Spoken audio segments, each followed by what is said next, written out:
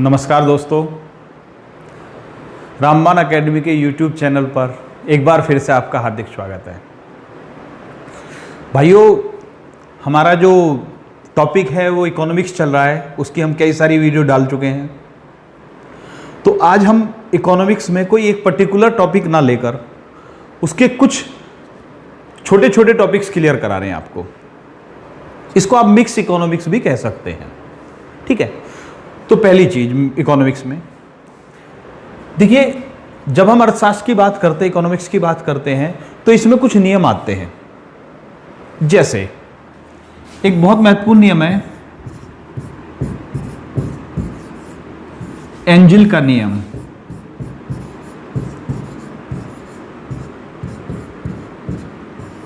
Angel का नियम, तो एंजल का नियम क्या कहता है भाइयों कि यदि किसी व्यक्ति की आय बढ़ती है, यदि किसी व्यक्ति की आय बढ़ती है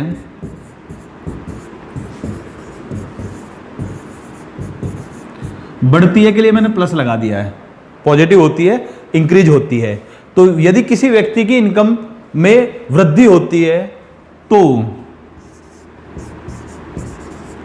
उसके द्वारा भोजन पर किया जाने वाला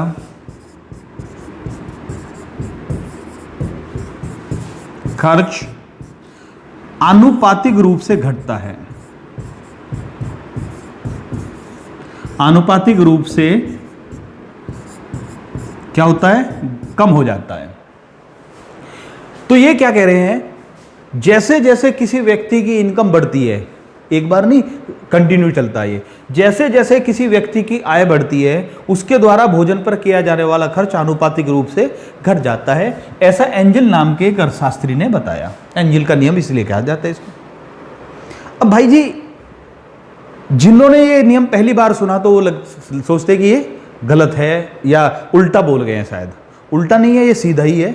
बस आपको याद रखना, व्यक्ति की आय बढ़ेगी तो उसका खर्च, भोजन का खर्च घटेगा आनुपातिक रूप से। शब्द याद रखना, आनुपातिक रूप से, प्रतिशत रूप से भी कह सकते हो आप, ठीक है। इसको थोड़ा सा क्लियर कर लेते हैं।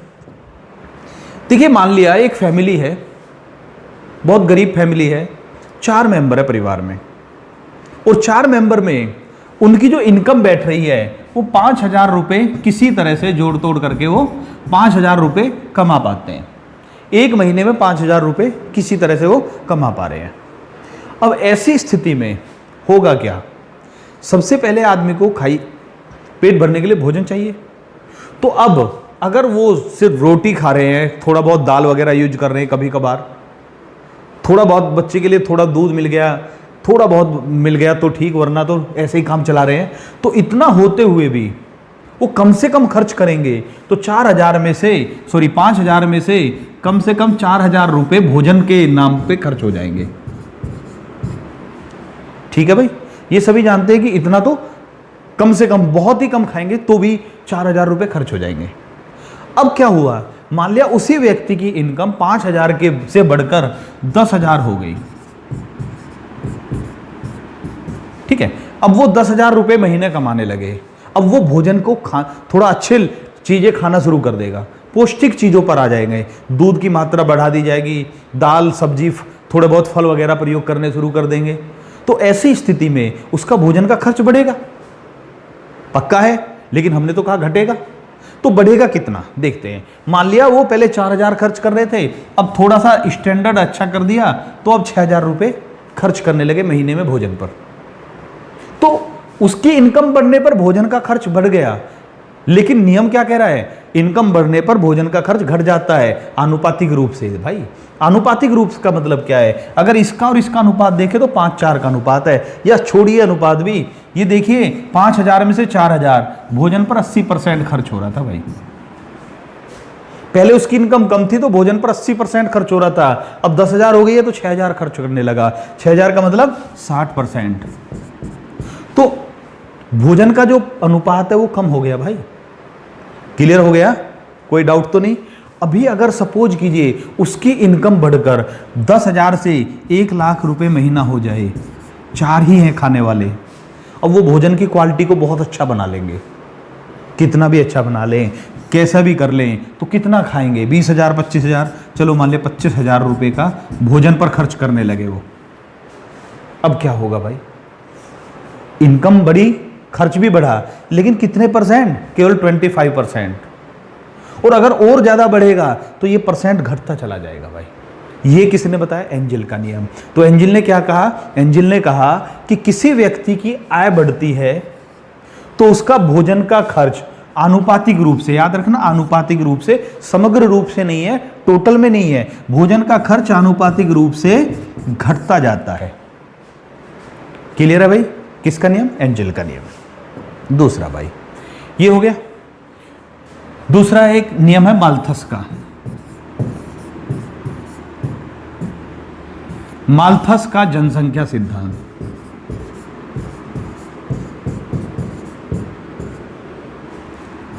माल्थस का जनसंख्या सिद्धांत, ठीक है। तो पूछा जाता है जनसंख्या सिद्धांत इनमें से किसने दिया? 4 व्यक्तियों के नाम दे देते, 4 अर्थशास्त्रियों के नाम। तो माल्थस ने जनसंख्या का सिद्धांत दिया। इन्होंने क्या कहा माल्थस ने, उसको देखते हैं। किसी देश की जनसंख्या, किसी देश की जनसंख्या ज्यामितीय विधि से बढ़ती है।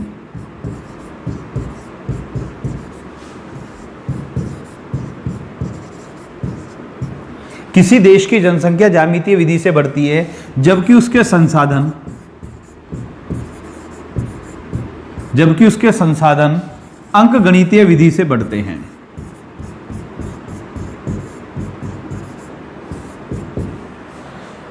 तो माल्थस ने अपने सिद्धांत में बताया कि किसी देश की जनसंख्या ज्यामितीय रीति से बढ़ती है, उसके संसाधन अंकगणितीय विधि से बढ़ते हैं, ऐसा बता दिया इसने। अब ये ज्यामितीय विधि और अंकगणितीय विधि क्या है? तो ज्यामितीय विधि में क्या होता है? 1 के बाद आता 2, 2 के बाद आता 4, 4 के बाद आता 8, फिर 16, फिर 32, फिर 64, 128, 256, इसी तरह से 1 2 4 8 16 32 64, यानी गुणा के रूप में बढ़ती है, गुणोत्तर विधि से बढ़ती है। अंकगणितीय विधि क्या होती है? 1 2 3 4 5 6, इसी तरह आगे भी। तो माल्थस ने बताया कि किसी देश की जनसंख्या ज्यामितीय विधि से, यानी 1 2 4 8 16 32 के हिसाब से बढ़ती है, उसके संसाधन बढ़ेंगे अंकगणितीय विधि से, यानी 1 2 3 4 5 6 7 8 के रूप में बढ़ते हैं। इसका मतलब क्या हुआ? इसका मतलब ये भी कह सकते हो माल्थस के अनुसार किसी देश की जनसंख्या ज्यादा तेजी से बढ़ती है उसके संसाधनों की अपेक्षा। ऐसा भी पूछा जा सकता है, लैंग्वेज बन सकती है, ये भी पूछा जा सकता है, या पूछा जा सकता है माल्थस के अनुसार किसी देश की जनसंख्या उसके संसाधनों की अपेक्षा ज्यादा तेजी से बढ़ती है। क्लियर हुआ? किसके अनुसार था? माल्थस के अनुसार। 2 सिद्धांत हो गए भाई। इसके बाद लिख लेना भाई, बिग पुश थ्योरी,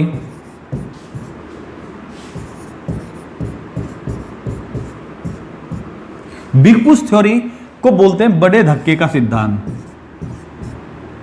बड़े धक्के का सिद्धांत।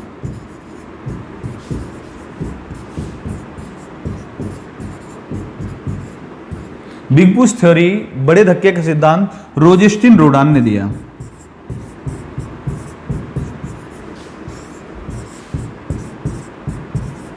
किसने दिया? रोजेस्टिन रोडान ने दिया। बड़े धक्के का सिद्धांत रोजेस्टिन रोडान ने दिया, आर रोडान ने दिया। बहुत महत्वपूर्ण टॉपिक है, यही पूछा जाता है कि बिग पुश थ्योरी किसने दी? रोजेस्टिन रोडान ने। एक इससे मिलता जुलता जो कंफ्यूज करता हमारा, इस नाम को देखिए, बिग पुश थ्योरी रोजेस्टिन रोडान, और बैकवाश प्रभाव किसने दिया? गुन्नार मेडल ने दिया।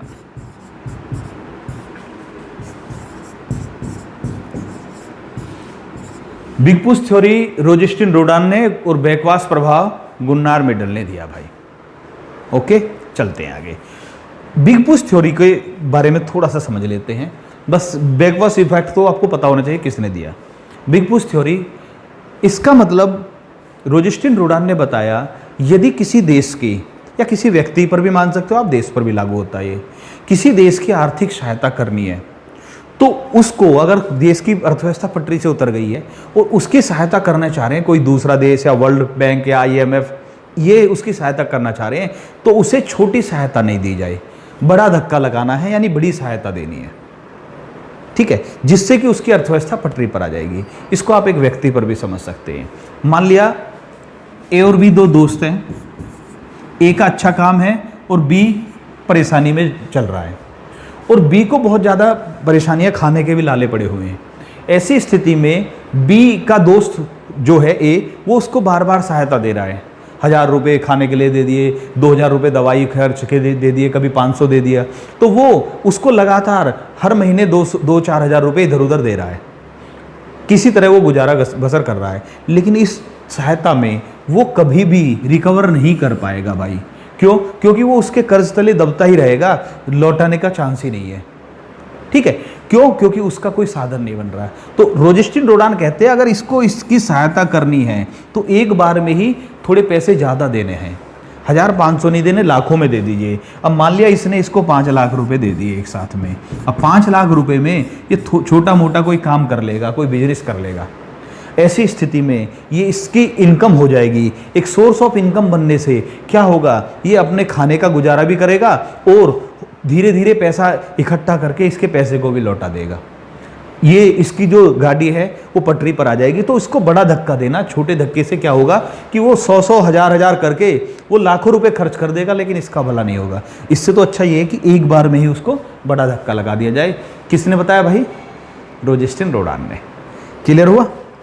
ओके सर, इकोनॉमिक्स की जब हम बात करते हैं तो एक बहुत ही महत्वपूर्ण सवाल आता है, भारत की अर्थव्यवस्था। भारत की अर्थव्यवस्था कैसी अर्थव्यवस्था है? हम पढ़ते हैं भारत की अर्थव्यवस्था मिश्रित अर्थव्यवस्था है।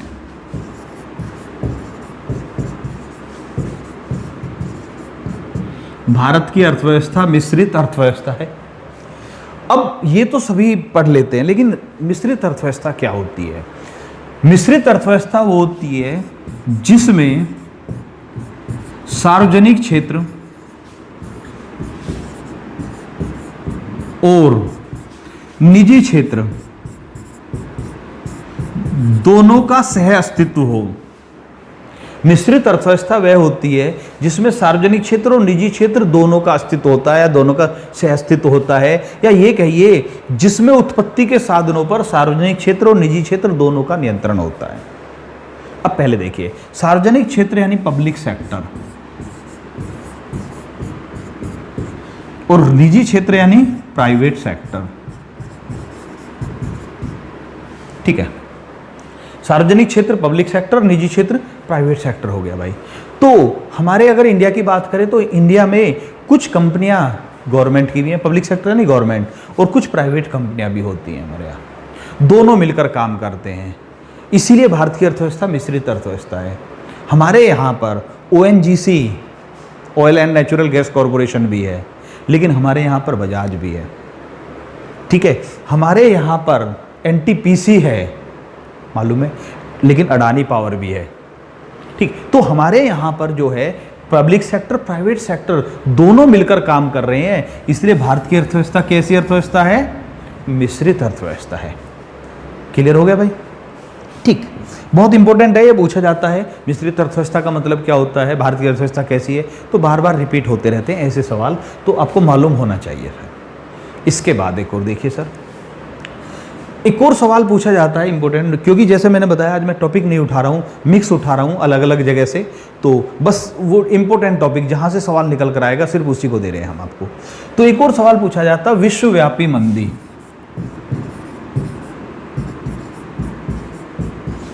विश्वव्यापी मंदी, विश्वव्यापी मंदी जो आई थी 1929 में शुरू हुई थी, तो 1929-1930 बोली जाती है।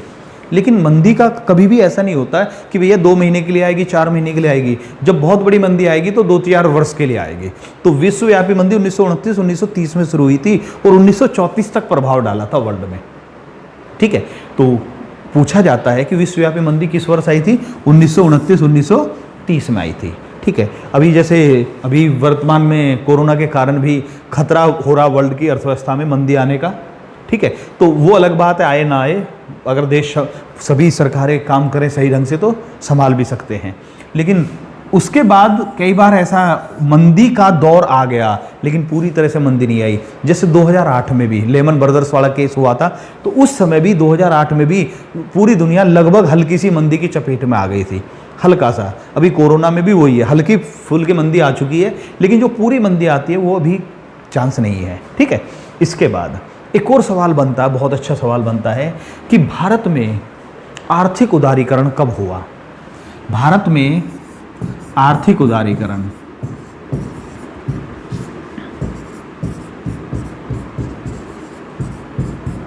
भारत में आर्थिक उदारीकरण की शुरुआत 1991 में हुई। पहली चीज, भारत में आर्थिक उदारीकरण की शुरुआत हुई 1991 में। इसमें दो सवाल याद रखना। जब ये आर्थिक उदारीकरण की शुरुआत हुई उस समय हमारे देश के प्रधानमंत्री थे पीवी नरसिम्हा राव।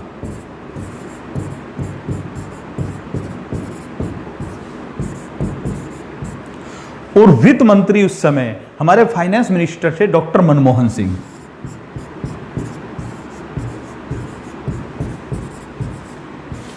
हमारे भूतपूर्व प्रधानमंत्री भी रह चुके हैं डॉक्टर मनमोहन सिंह, ठीक है। तो आर्थिक उदारीकरण 1991 में शुरू हुआ। उस समय पीवी नरसिम्हा राव हमारे प्रधानमंत्री थे और डॉक्टर मनमोहन सिंह वित्त मंत्री थे, ठीक। एक और सर, जो भारत में आर्थिक उदारीकरण हुआ इसको बोलते हैं, भारत में आर्थिक उदारीकरण को एलपीजी कहा जाता है,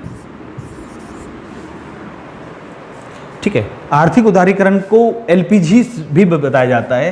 अब एलपीजी क्या है, याद रखना, हम आर्थिक उदारीकरण, हम गैस वाली एलपीजी, लिक्विफाइड पेट्रोलियम गैस की बात नहीं कर रहे हैं, हम उदारीकरण वाली एलपीजी की बात कर रहे हैं। तो एल का मतलब है लिबरलाइजेशन,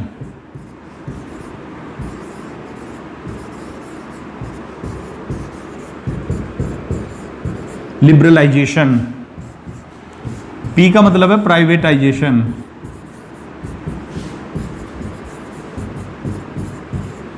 और जी का मतलब है ग्लोबलाइजेशन।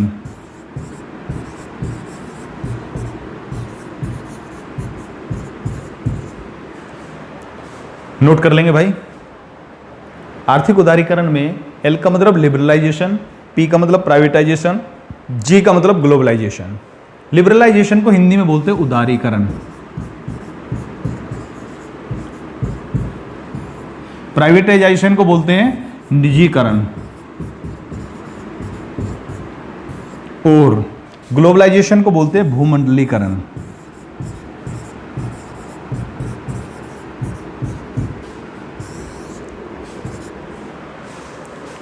उदारीकरण, निजीकरण और भूमंडलीकरण। क्लियर है भाई? आगे चलें। तो ये एलपीजी की जो शुरुआत हुई भारत में 1991 में हुई, तो हमने देश में नहीं सोचकर पूरे भूमंडल में सोचना शुरू कर दिया। इसका फायदा भी बहुत हुआ सभी देशों को, इंडिया को भी हो रहा है, दूसरे को भी, क्योंकि उदारीकरण के द्वारा ही बहुत सारी चीज़ों में आपको सहूलियत हो जाती है, ठीक है। आगे बढ़ते हैं। अब एक और सवाल बनता है भाई, इकोनॉमिक्स में ही, बाजार का नियम। बाजार पर मैं एक अलग से टॉपिक बनाएंगे। बाजार का नियम जेबी से ने दिया।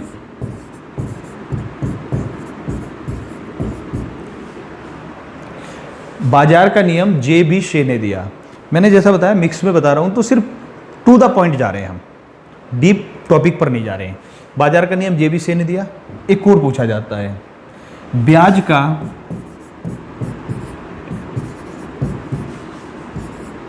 तरलता, तरलता यानी लिक्विडिटी, अधिमान, ब्याज का तरलता अधिमान, अधिमान को बोलता पसंदगी, किसी चीज को पसंद करना। ब्याज का तरलता अधिमान सिद्धांत कीन्स ने दिया। ब्याज का तरलता अधिमान सिद्धांत किसने दिया? कीन्स ने दिया। तरलता पसंदगी सिद्धांत, तरलता मैंने बताया लिक्विडिटी को बोलते हैं भाई, ओके। ये किसने दिया? कीन्स ने दिया। एक और लेते हैं भाई। देखिए, हमारी जो आर्थिक क्रियाएं होती हैं,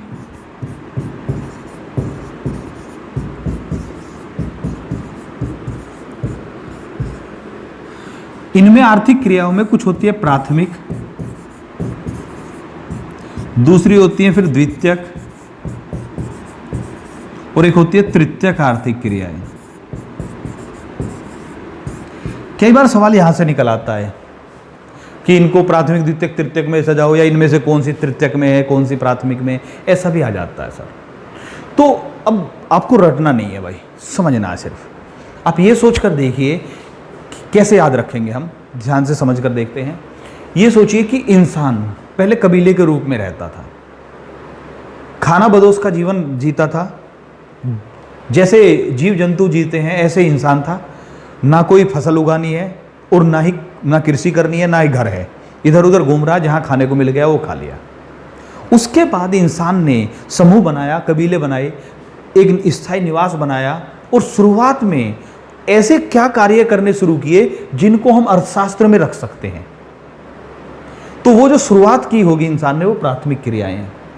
एक लेवल के कार्य प्राथमिक आ गए, फिर इंसान थोड़ा और डेवलप हुआ, फिर सेकंड लेवल पर पहुंचा, वो द्वितीयक क्रियाएं हैं। अब उस सेकंड लेवल में जो भी उसने कार्य करने शुरू किए वो द्वितीयक क्रिया हो गई, और उसके बाद फिर थर्ड लेवल पर पहुंचा, ये इस पर एक्सपर्ट हो गए, अब कोई नई चीजें करनी है तो तृतीयक आर्थिक क्रियाएं, बहुत आसानी से समझ सकते हैं। तो अभी जब सबसे पहले इंसान ने क्या था कि भाई पेड़ पौधे खा रहा है, जीवों की तरह कच्चा मांस खा रहा है, ये सब करता था, लेकिन उसके बाद उसने स्थायी निवास बनाया और कृषि करना शुरू किया।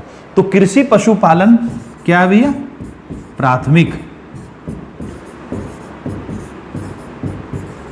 कृषि पशुपालन ये सब क्या है, प्राथमिक क्रियाएं। सबसे पहले इंसान ने जब विकास की अवस्था में प्रवेश किया होगा, सबसे पहले ये कार्य करने शुरू किए। ठीक है, अब हुआ क्या, अब कृषि करना शुरू कर दिया, अनाज खुद उगाने लगा, पशुओं को पालने लगा। इसके बाद थोड़ा बहुत वस्तु विनिमय शुरू हो गया, वस्तुओं की अदला बदली शुरू हो गई होगी। इसके बाद उसने सोचा यार मेरे पास अनाज है, इसको सुरक्षित भी रखना है, तो मुझे बर्तन चाहिए। ठीक है, मुझे कृषि करने के लिए औजार चाहिए, यंत्र चाहिए।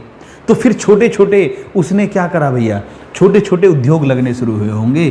तो उद्योग जो होते हैं पहले छोटे फिर बड़े, कुटीर उद्योग हो गया, फिर लघु उद्योग हो गया, फिर बड़े उद्योग हो गया। तो ये फिर उद्योग धंधे आ गए, निर्माण विनिर्माण आ गया। ठीक है, ये सब इसी में आ गया सेकंड में। और थर्ड में क्या हुआ सर, थर्ड में अभी हमारे पास कंपनी है, फैक्ट्री बन गई है, कृषि भी अच्छी चल रही है, लेकिन अब इसमें सिक्योरिटी चाहिए, कुछ सुविधाएं चाहिए। तो जैसे सर्विस सेक्टर आ गया, इंश्योरेंस आ गया, ये सब कहाँ है, ये थर्ड लेवल की मतलब आर्थिक क्रियाएं हो गई हैं।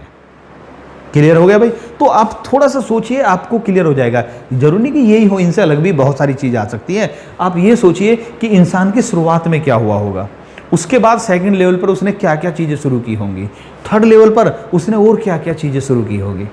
ठीक है, तो ये चीज़ आर्थिक क्रियाओं में मुझे नहीं लगता कि आपको रटने की जरूरत है, समझ में आ गया होगा आपको।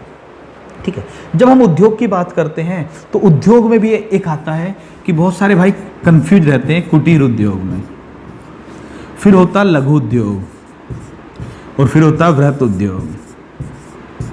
ठीक है, कुटीर उद्योग, लघु उद्योग, वृहत उद्योग। देखिए इनकी परिभाषा हर समय बदलती रहती है। इनका जो क्या बोलते हैं रैंक होती है कि भाई किसको लघु माना जाएगा, किसको बड़ा उद्योग माना जाएगा, ये बार बार चेंज होती रहती है। लेकिन एक हल्का आइडिया रखिए, कुटीर उद्योग क्या होता है। कुटीर का मतलब होता कुटिया, मकान, घर। तो ऐसा कोई भी उद्योग जो एक परिवार के लोग ही मिलकर अपने घर में चला सकते हैं, वो कुटीर उद्योग की श्रेणी में आता है। ऐसा उद्योग कि भाई जिसमें एक ही परिवार के लोग हैं, ज़्यादा जरूरत है तो एक या दो व्यक्ति बाहर से मंगा लिए हैं, एक ही परिवार में रहकर काम कर रहे हैं जनरली, तो उसे कुटीर उद्योग कहते हैं। ऐसा उद्योग जिसमें 100, 200, 500 व्यक्तियों की जरूरत पड़ रही है, वो लघु उद्योग की श्रेणी में आ जाता है। ठीक है, अब कभी इसकी श्रेणी बदलती रहती है कि लघु उद्योग 5 करोड़ तक माना जाएगा, 50 करोड़ तक, 100 करोड़ तक की पूंजी वाले को लघु उद्योग मानेंगे। ये बार बार बदलते रहते हैं, वो आपको देखना नहीं है। तो कुटीर उद्योग से होता है बड़ा होता है लघु उद्योग, और लघु उद्योग से फिर बड़ा होता है वृहत उद्योग। अब मान लिया टिस्को है अपनी, Tata iron and steel company, इतनी बड़ी कंपनी है, उसमें हजारों वर्कर्स होते हैं। अरबों खरबों की प्रॉपर्टी लगी हुई है, तो ऐसे उद्योगों को वृहत उद्योग कहा जाता है सर, बड़े उद्योग कहा जाता है। तो कुटीर उद्योग जनरली इनको तो साफ नाम से पता चलता है, बहुत सारे भाई ऐसे होते हैं जो कुटीर उद्योग नहीं जानते, तो कुटीर सबसे छोटा होता है। एक बात और याद रखना कि महात्मा गांधी जो थे, महात्मा गांधी कुटीर उद्योगों के समर्थक थे। महात्मा गांधी कहते थे कि भारत में मशीनों का प्रयोग कम से कम करना चाहिए, मशीनों के फेवर में नहीं थे। जबकि आज हर कोई कहता कि हमें ज़्यादा से ज़्यादा मशीनों का प्रयोग करना, लेकिन महात्मा गांधी मशीनों के खिलाफ थे और कुटीर उद्योगों के समर्थक थे। उसका कारण है क्योंकि महात्मा गांधी कहते थे कि अगर मशीन आएंगी देश में तो बेरोजगारी बढ़ेगी, कुटीर उद्योग से रोजगार बढ़ता है। और दूसरी बात, पलायन रुक जाता है कि अगर कुटीर उद्योग करेंगे तो अपने घर में करेंगे, ग्रामीण क्षेत्र में भी कुटीर उद्योग किया जा सकता है। और अगर बड़े उद्योग लगाएंगे, मशीन वगैरह ज़्यादा आएंगी, तो गांव के लोग शहर की तरफ पलायन करना शुरू कर देंगे। तो ऐसे कई सारे फैक्ट थे जिसके वजह से महात्मा गांधी मशीनों के खिलाफ थे और कुटीर उद्योगों के समर्थक थे। भाई क्लियर हुआ भाई? तो भाई आज की वीडियो हम इतना ही रहने देते हैं। आज हमने कुछ मिक्स चीज़ें ली। अगली वीडियो जो इकोनॉमिक्स की आएगी उसमें टॉपिक उठाएंगे पूरा का पूरा, जैसा हमने अभी तक पिछले टॉपिक्स उठाए हैं, पूरा एक चीज़ को समझा कर चलेंगे।